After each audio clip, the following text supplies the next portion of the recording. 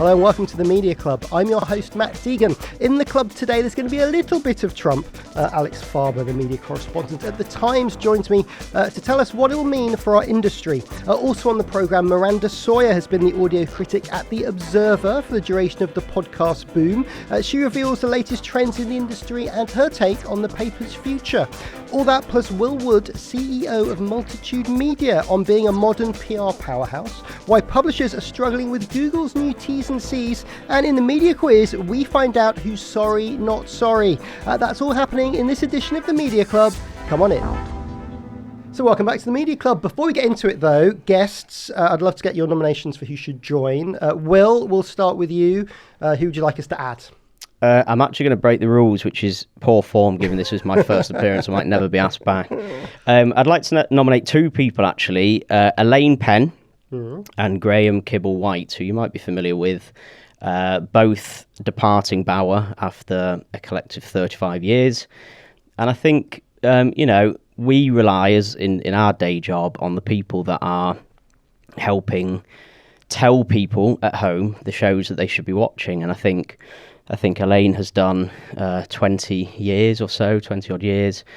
Graham's done 15 and is now moving over to the Telegraph. And it's nice to give a shout out to the people who go to all the screenings, do all the research and don't always get the credit.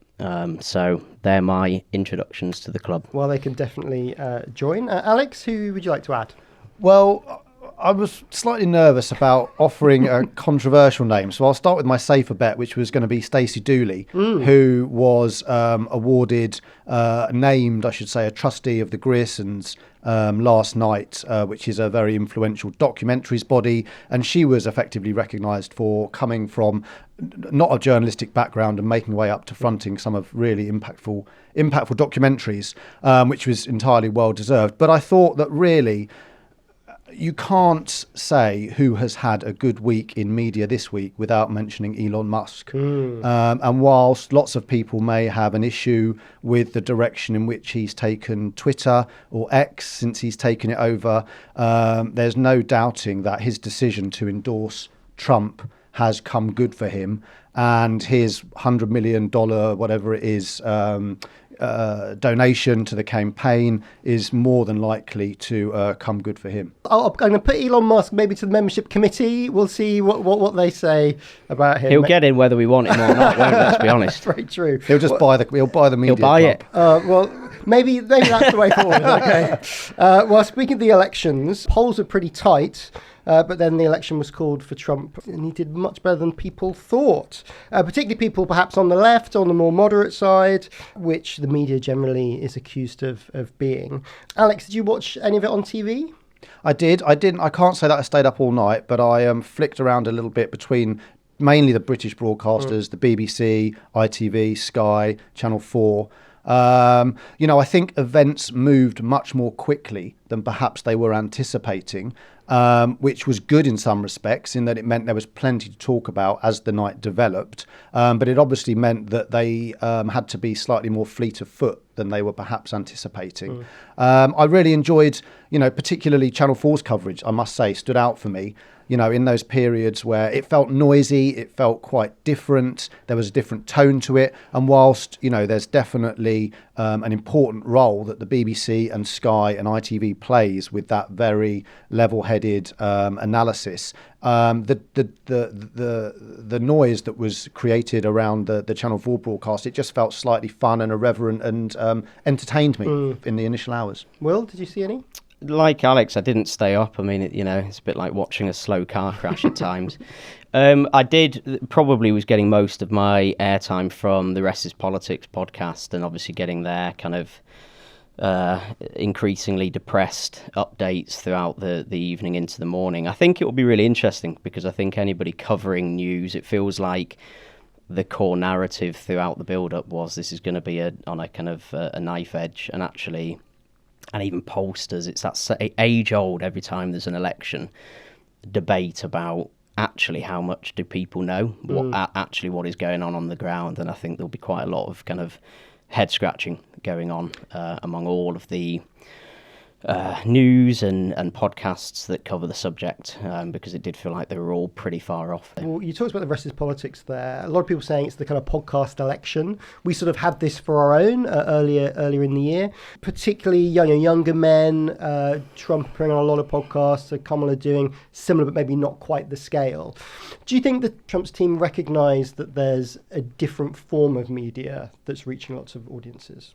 Yeah, absolutely. And I think, Will references, or was it talking about the reference to the distrust of the mainstream media, or the way and perhaps it called it wrong, is underlined by Trump's decision to go on, particularly the Joe Rogan podcast, and have a very extensive rambling interview in which, he spoke directly to a base that perhaps doesn't get its news from the traditional broadcasters. And are they watching the NBC 10 p.m. slot, or are they consuming their media differently now?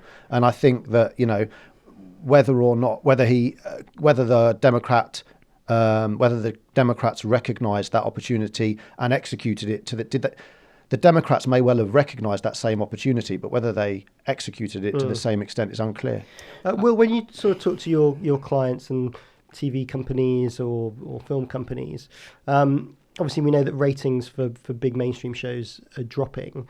Are they at the point now where getting that podcast booking is as good as going on GMB or something like that? Yeah, it's something we talk about every single project that we work on, because I think there is still...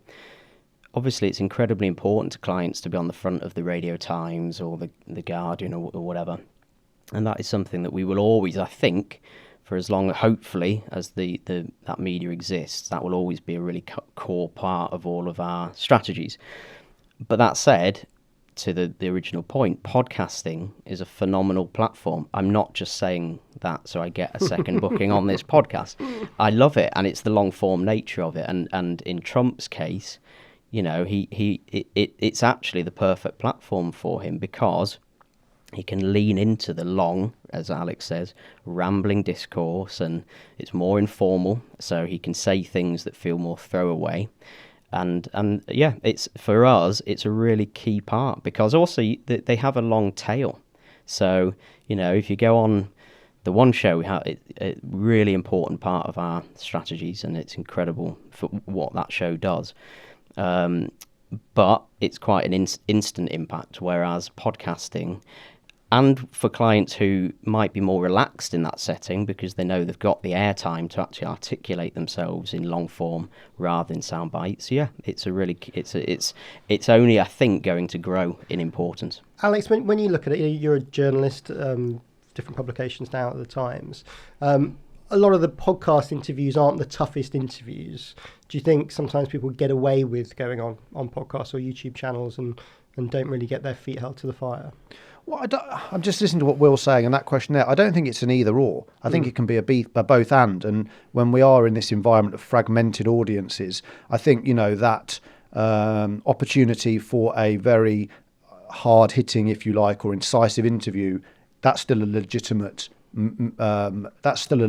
thing to do. Whereas equally, people can be more relaxed, and they can in a podcast environment where there's less constraints, where it's a more informal, intimate setting, and perhaps drop their guard and reveal things that they might not when they're being put under a microscope in a situation from which they're less comfortable. So I just think that, one of the benefits of being a journalist in an increasingly digital age is the wide range of opportunities that people have to share their thoughts, and you can effectively pick up on all of that. Yeah, I think there's certain clients or TV shows that we know there is a almost insatiable appetite for. So somebody can go and do a podcast, and we have a fair amount of confidence that interview would be picked up by other outlets, whereas not everybody has that luxury. So I think that's right. I think they will always sit alongside each other. But I think in the political space, yes, I think there is a question mark there as to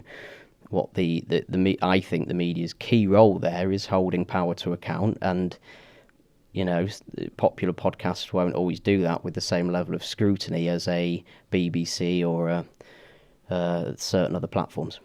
Alex, you're at the Times. That's regarded as one of massive. I should have said the Times. Sorry, the Times. Obviously, massive newspaper. It's really, if you get on there, you've done a great job. You've done really well. I think it, like a lot of other media, obviously regards itself as being high quality. Has the world moved on too fast for some existing media organisations? Is their role in this kind of world and ecosystem?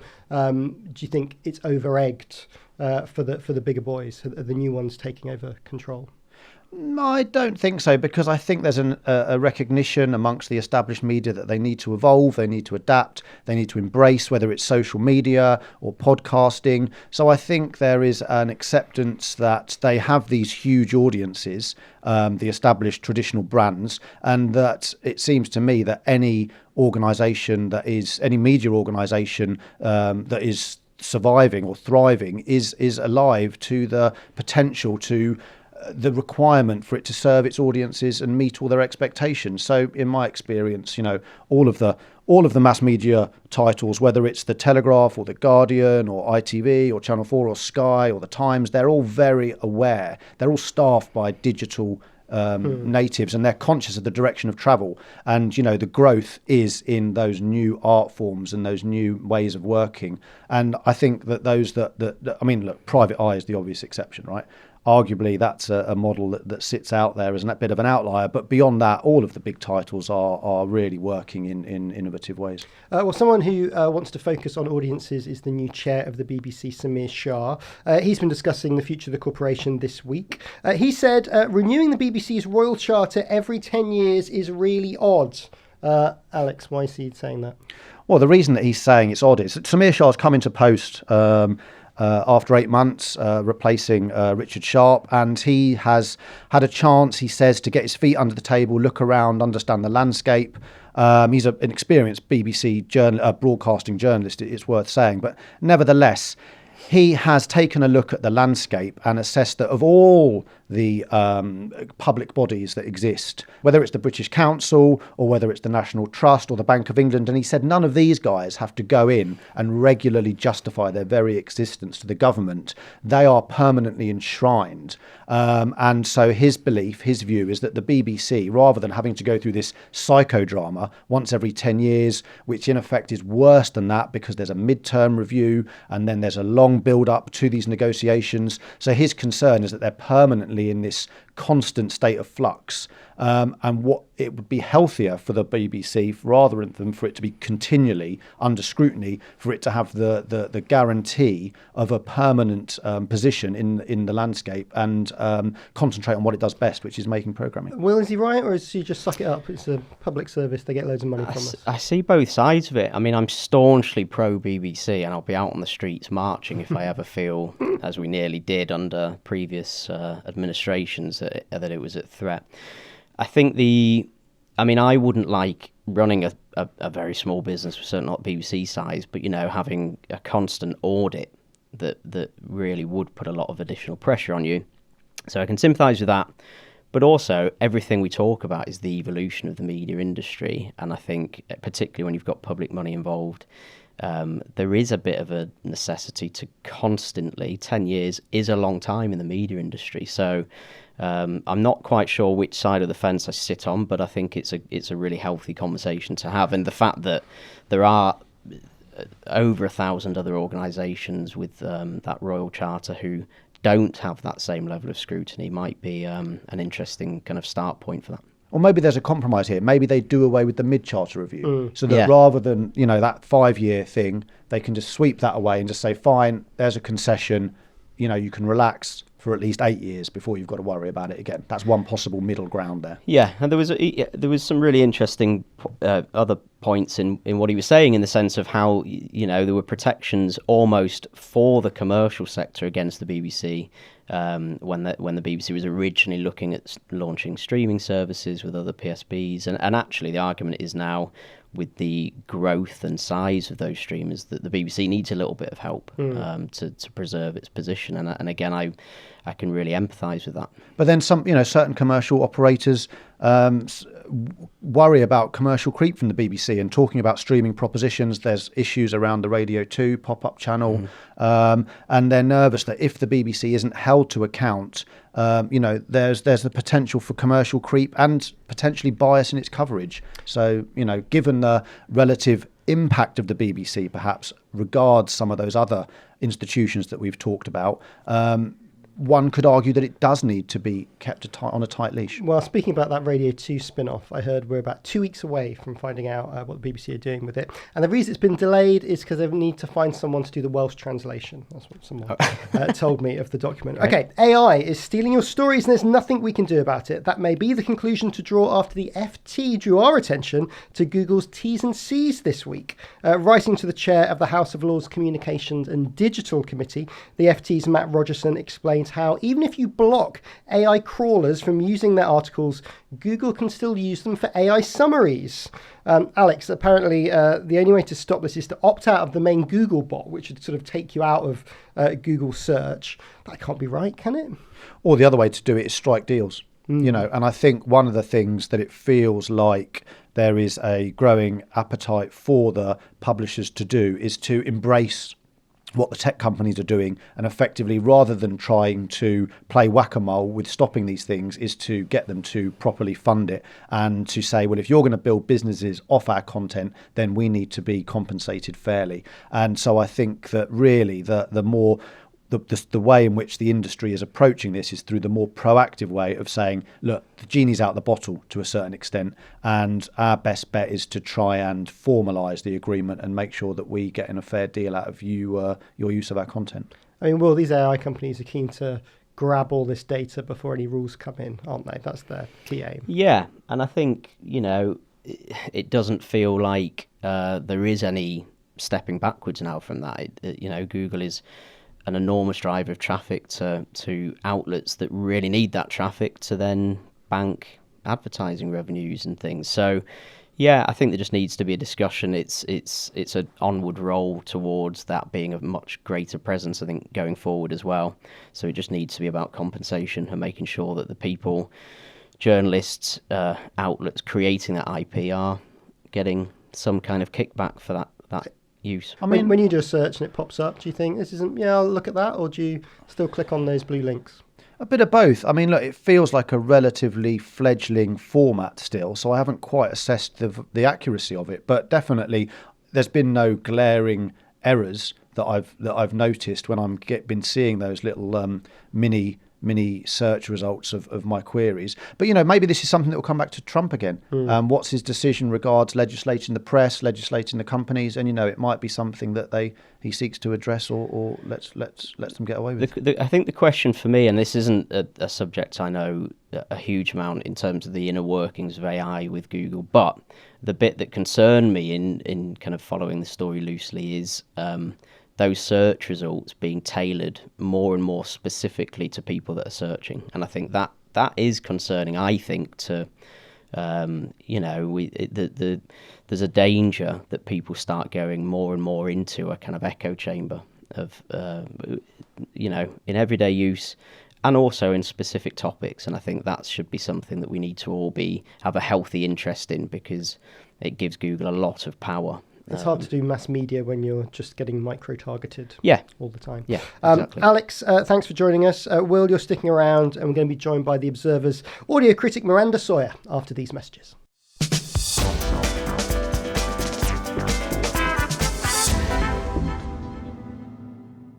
Hello Media Club listeners, Patrick here from Podcast Discovery, the podcast marketing company, where this week we've been thinking about release schedules.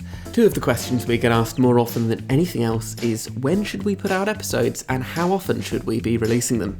To speak to us about that or anything else to do with your podcast marketing, head to podcastdiscovery.com. That's podcastdiscovery.com. Later on in the Media Club, we'll be talking about how the audio world is evolving, but one thing has stayed the same: high quality sound makes all the difference. That's why we trust Podshop Studios to bring you our show every week. With state-of-the-art commercial-grade recording equipment for both audio and video, Podshop has everything you need to make your podcast stand out. You'll even benefit from a dedicated engineer on hand ready to help with any technical details, so you can focus on the talking while they handle the rest. Whether you're starting out with your podcast or a seasoned pro like us, Podshop guarantees professional recordings every time. And right now, you can get 25% off your first booking. Just use the code MEDIACLUB at podshoponline.co.uk. Don't wait, take your podcast to the next level at Podshop Studios. Welcome back. Here's what we've been talking about in the Media Club this week. Netflix offices have been raided by French and Dutch authorities as part of an investigation into tax fraud. The offices in Amsterdam run operations for Europe, the Middle East and Africa. The streamer insists it complies with tax laws wherever it operates. The Athletic has reported a quarterly profit for the first time. The sports website hoovered up many journalists in the UK a few years back before being bought by the New York Times.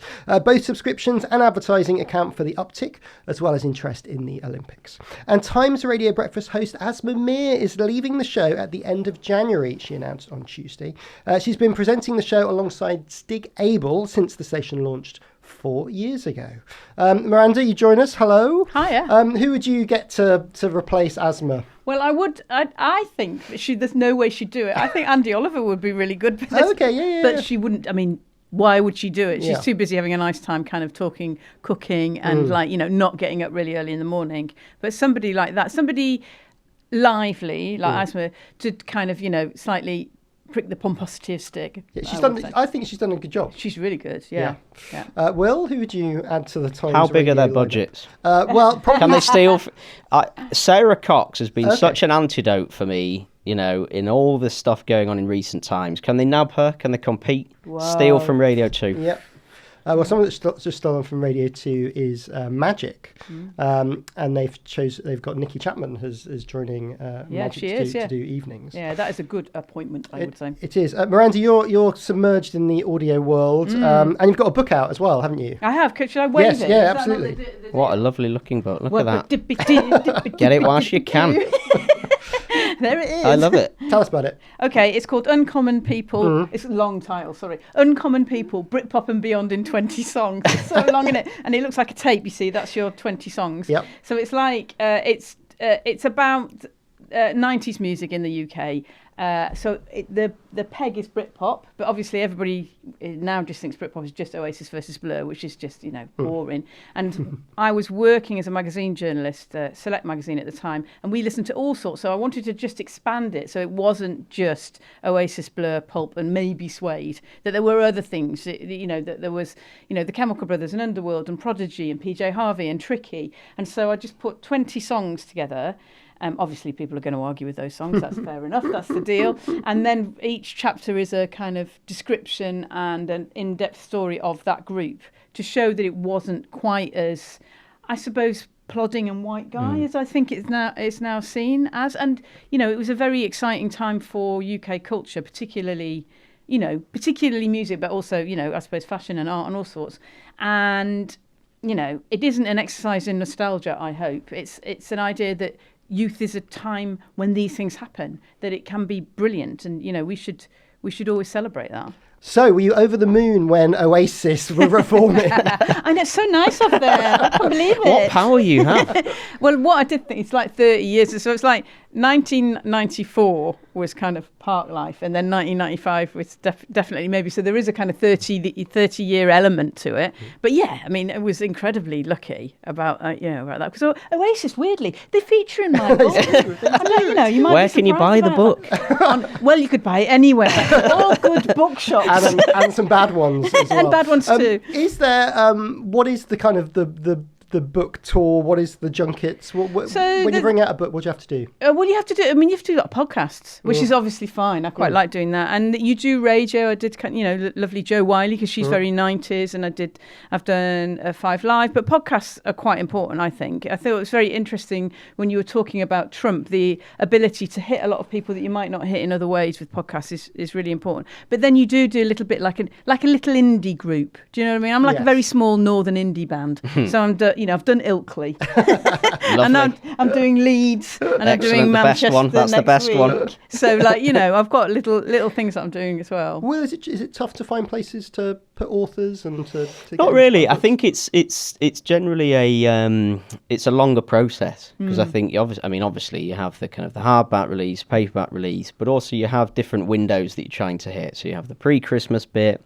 Then it's just you do it in a few goes, and sometimes it can be a slower burn, but in a way that's quite nice as well, because it kind of takes some of that competitive edge out of it, because you can then go and pick things up after. But I think podcasting is huge, particularly for books. I think to have that airtime to really talk about what it is that people can buy. Yeah. It's funny with books as well, because obviously they stick around. They seem so. Yeah. I mean, it seems so heavy.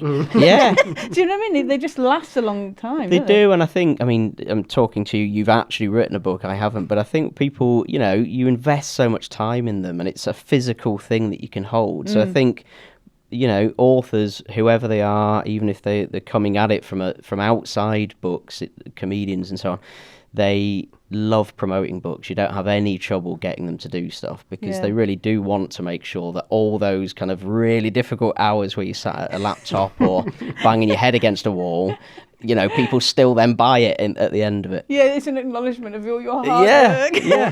As someone who's a reviewer as well, has it made you feel a bit closer to the people that send in shows to you?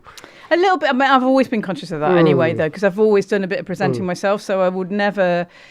weirdly, the joy of the pop music press in the 90s was that it was quite vicious. So you were able to just kind of slice. It was really vicious, actually, especially the NME and Melody Maker. You could be really quite horrible about things. But generally, I know what it's like to make a podcast, because I host podcasts. Yeah. I know what it's like to go on telly, because I've been on telly. It's not that easy. So I would always try and be fair, I have to say. And if it's something new and they send it me and I don't think it's any good, I wouldn't review it. I would write back and say, look, this isn't very good and you need to get it better. But if it's something, that could be better, that's like by a big, a kind of big outlet, then of course. Somebody, exactly. People that should know better and should work harder. I'm like, work harder. Publishers will always ask authors to nominate people to send the book to. Are you sending it to the people who feature? Oh, well, not really, because, it's the embarrassment factor. Do you know what I mean? It's like, oh, hi. The bit I find hard about the promo is not standing in front of people and chatting. I don't mind that. It's the, kind of getting in touch with people going, do you want a copy of my book? Could you give me a quote? That is the bit that makes me want to die. Oh my God, that's terrible. All the other stuff I don't mind. So your audio reviewing is at The Observer. That's been in the news itself a little bit. We've talked about that earlier. How would you feel about Tortoise being your new boss? Oh my God. Okay, so this is a long story. So it's quite weird. I am a regular Observer freelancer, so I've been on contract for them since the 90s. It's a long, long time. The weirdest thing about this Tortoise bid is it came completely out of the blue. So our editor resigned, he's perfectly, that's completely normal. He had 6 years. He resigned at the beginning of July, and then we just heard nothing. We were like, who's going to be the editor? It's so weird. And it was because there was these negotiations with Tortoise, which is a good but not financially successful podcasting company, which also runs events, and it's a very classy joint, but it hasn't got very much money. So initially I would say that when journalists found out about this, which wasn't that long ago, I'd say it's about 4 to 6 weeks ago, everyone was a bit like, what? And then thought, okay, it's okay, maybe it'll be workable. But the lack of transparency around the money in particular is really odd. Their money, where that's coming their from. Money. Yeah. Well, it's not even where it's coming from. They say they've got 25 million, which is great. That sounds lovely. What they're going to do is invest in the Observer as a online proposition, because at the moment we're swallowed up by the Guardian. Everyone thinks I work for the Guardian. Fine. And to make an Observer kind of website proposition, right? But then there's less talk of how much money you would have to keep the journalists there, to pay for some of the stuff that's done by The Guardian, which would be sport, foreign correspondence, that kind of stuff. All these figures are very, very opaque. And so I think that people, the journalists, they ask questions, and they're asking these questions and they're not really getting the answers that they want back. And there's a lot of talk of protecting liberal journalism, but I think the journalists themselves are a bit like, that's all very well, but actually we're doing, we're making a Sunday newspaper, and that is driven by news. So it's, the idea, it seems a little bit around the new proposition is that it would be a kind of like the New Yorker, but with pictures. Do you know what I mean? Like lovely long journalism. But newspapers are driven by news. And you can look at the kind of Evening Standard that's been sort of re-emerged as a magazine. Yeah. And you could sort of see the Observer going down that route. Yeah, but the what drives you to a news website is news. Yeah. It's news. So that's really, the difficulty of it. It just feels there's conflicting messaging going, if there is any messaging, because it sounds like, £25 million doesn't sound like a lot if you're going to have to build an entirely separate platform, hook people to come to that platform, have really good journalists, doing a fine job. Yeah. And as you say, where's the news element that is the thing that brings a lot of that traffic? That just doesn't seem to tally. How much do you think is also, if you work for The Guardian, you're in a very secure position. They're not known for making May redundancies. There are generally pay rises, and you're going to, in effect, a startup. It's something just a bit of old-fashioned, I like who my current owners are, I don't really want any. There might be, but also I think people are a little bit upset because there's about 70 journalists who are employed by The Observer, and then there's all those freelancers as well. And the reason why they're a bit hacked off is you just get the feeling now from The Guardian is they want rid of us. Yeah. And that's quite hurtful, because what they feel like is, there was a round of redundancies just a bit ago. I could have taken redundancy then, and actually what you're doing is just getting rid of 70 jobs without having to do redundancy, with not really sorting out the pensions or anything like that. You're just going, you don't need to do any of that. You've got another job. It's someone else's problem. And it felt, again, you're closer to it, Miranda, but it felt like there was now what's being said is if the sale doesn't go through, there's going to be question marks about the future of The Observer. And that it's loss-making when you take into account the contributions that The Guardian has to cover or whatever. Yeah. But that feels like, for the Scott Trust, sat on a lot of assets, relatively small amount if you really believe in independent journalism that, again, to use the oft-quoted expression, hold people to account. So it does feel a little bit like, kind of being pushed into it without necessarily evidently hearing what the future. People just want safeguarding, don't they? It's a good get-out for The Guardian Media Group. Like, they know that it's difficult to run a differently branded Sunday newspaper, and at some point they would have to make some decisions. Yeah. This means they can sort of outsource that decision. Exactly, they can outsource it. I mean, there is another bid now which has come in, which is quite interesting. The Telegraph reported on that, but that seems to be, the Guardian Media Group are kind of going, actually, we're just talking to Tortoise at the moment, but this might come in and change things. I don't know. Before we get onto the quiz, Will, what's happening at Multitude? What's going on?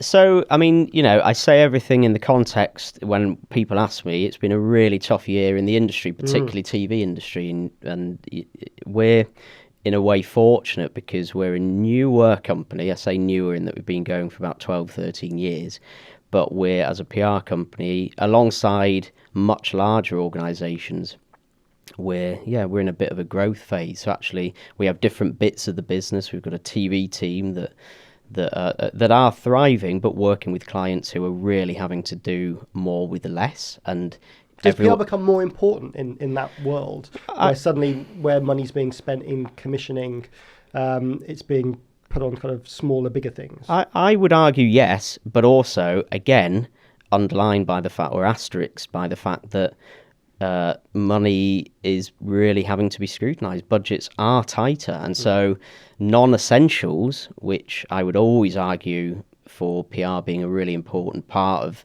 telling people about TV shows or whatever, adding percentages, but it is something, we don't take that for granted. But I think I think certainly people are seeing the benefit of having if a show does well, really amplifying that success and hoping that it then helps future commissions and so forth. We have different teams. We've got a culture and Ents team, which do live tours, podcasting and things, which fortunately that team has really recovered post-COVID. So that all sounds a bit gloomy. We're doing really well. I'm very proud. I'm no more surprised than anybody else that we're still here, because I started this company, in a university bedroom up north, and I'm we've got such an amazing team. But I think next year is going to be taken in the context of people are still going to be trying to emerge from what has been a really tough 12 months and looking at how we can play that part for them in helping kind of make up some of that lost ground, I think. What shows should we be keeping our eyes peeled for? I mean, if you ask my family, all they talk to me about is Gladiators, which we're very proud to work on, and we work with Hungry Bear and an amazing team.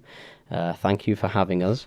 There's lots of really great stuff coming along the line. We're working on the Guinness series that Netflix are doing with Stephen Knight. We're lucky to be working on the unit phase for that, and I think that will be phenomenal from the snippets that we've seen. So I think it will be, we all need, particularly in those January, February months when it's bleak outside, the world is a scary place, that, we see the enormous value of TV and wider culture. So it will be an exciting year, and hopefully, dare you say, where's wood here, better than it has been in the last 12 months. Well, fingers crossed for that. And Miranda, we talked about Trump earlier. Have you been listening to his podcast appearances? I have. I've done my duty so that you don't have to. I listened to him, the whole of the Joe Rogan one.